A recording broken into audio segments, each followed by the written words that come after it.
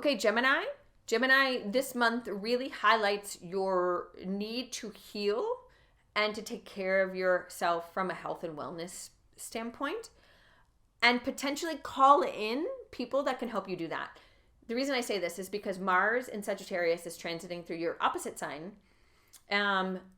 which is your seventh house. And that is the house of partnerships, connections, collaborations, but in the sense of like one-on-one work.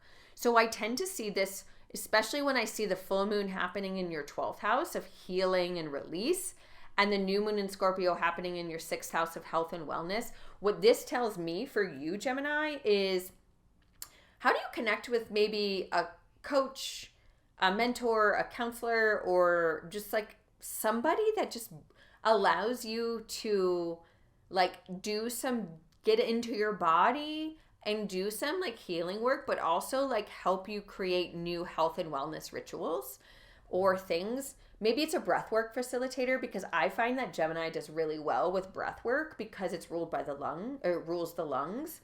So Gemini, there's this energy around the need to get out of the head and into the body.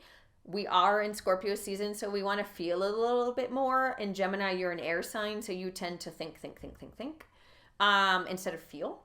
So I love this, and like the combination of the full moon and new moon and then Mars and your 7th house tells me you're calling in a practitioner or somebody, and maybe it's a friend or a partnership that really is helping you feel more grounded.